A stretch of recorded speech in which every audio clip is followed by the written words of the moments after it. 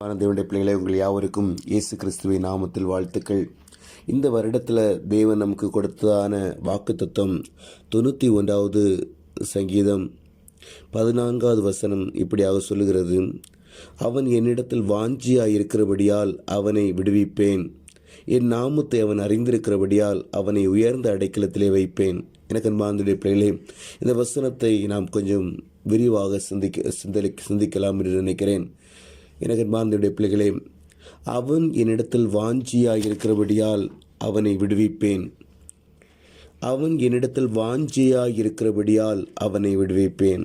எனக்கு அன்பார்ந்த பிள்ளைகளே, ஒரு பாயிண்ட்ஸை தேவனுடைய சமூகத்தில் வைத்து தேவன் நம்மை பொறுப்பெடுக்கும்படியாக ஜீவிப்போமா?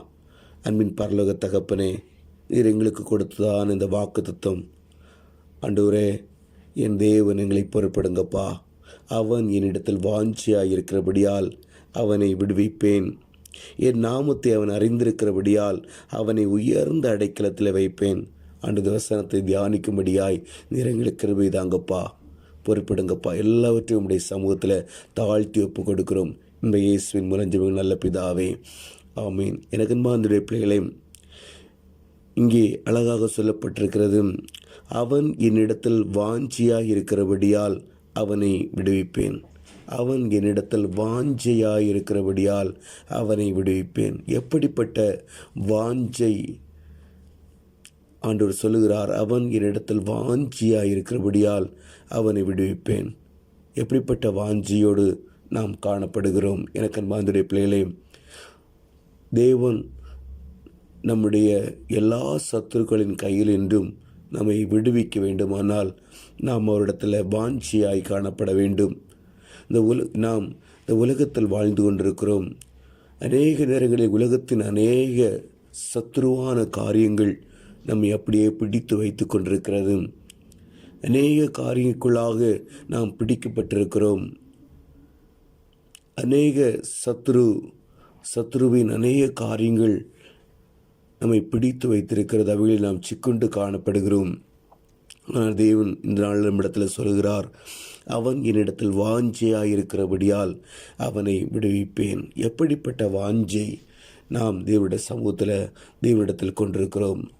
எனக்கு அன்பார்ந்த பிள்ளைகளே, ஒரு மனிதனை குறித்து நாம் பார்த்தால் நலமாயிருக்கும். சகையுடைய வாழ்க்கையை நாம் பார்க்கும்போது, எனக்கு அன்பார்ந்த பிள்ளைகளே, சகையு தேவனிடத்தில் வாஞ்சையாய் காணப்பட்டான். சகையு எப்படிப்பட்ட வாஞ்சையாய் காணப்பட்டான் என்று சொன்னால், எப்படியாவது நான் இயேசுவை பார்க்க வேண்டும் என்கிறதான ஒரு வாஞ்சை அவனுடைய காணப்பட்டது. எப்படியாவது நான் இயேசுவை பார்க்க வேண்டும். அவன் வரி வசூலிக்கிறவன் என்பது எல்லாம் நாம் அறிந்திருக்கிறோம். வரி வசூலிக்கிறவன் அதிகமான காரியமான வாழ்க்கை அவனுடைய வாழ்க்கையில் காணப்பட்டது. அநியாயமாய் வரி வசூலித்து அநேக செல்வங்களை அவன் சேர்த்து வைத்திருந்தான் என்று சொல்லி நாம் பார்க்கிறோம். எனக்கு அன்பார்ந்த பிள்ளைகளே, ஆனாலும் அவனுக்கு ஒரு வாஞ்சி காணப்பட்டது. எப்படியாவது நான் இயேசுவை பார்க்க வேண்டும்.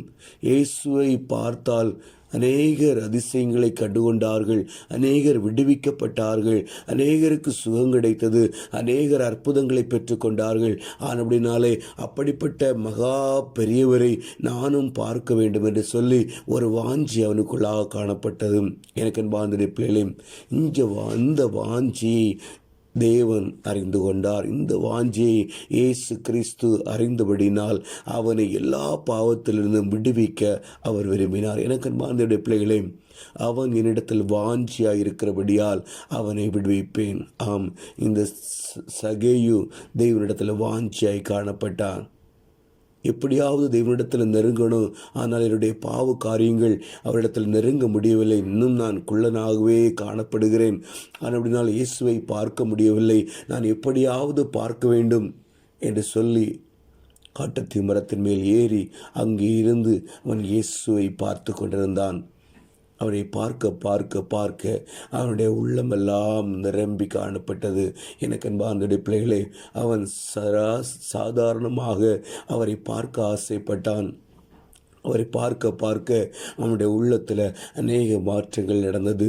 அதை போலவே கொஞ்சம் அந்த வாஞ்சி அறிந்த கர்த்தர் அவன் இருக்கிற இடத்திற்கு தேடி வந்து அவனுடைய எல்லா இக்கட்டுகளிலிருந்தும் அவனை விடுவித்து அவனுடைய வீட்டிற்கு கடந்து சென்று அவனுடைய வாழ்க்கையில் ஒரு பெரிய மாற்றத்தை தேவன் கட்டளையிட்டார் என்று நாம் அறிந்திருக்கிறோம்.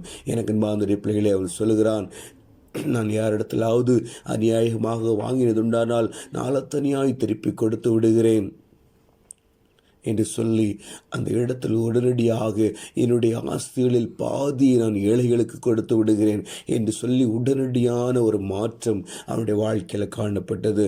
எனக்கு மாதிரி பிள்ளைகளே, நாமும் கூட நம்முடைய வாழ்க்கையில் இயேசுவிடத்தில் வாஞ்சியாய் காணப்பட்டோமானால், எதையாவது நான் இயேசுவிடத்திலிருந்து பெற்றுக்கொள்ள வேண்டும் என்று சொல்லுகிறதான ஒரு வாஞ்சை நம்மிடத்தில் காணப்படுமானால், நிச்சயமாக நம்மையும் தேடி வரவர் வாஞ்சியுள்ளவராய் காணப்படுகிறார்.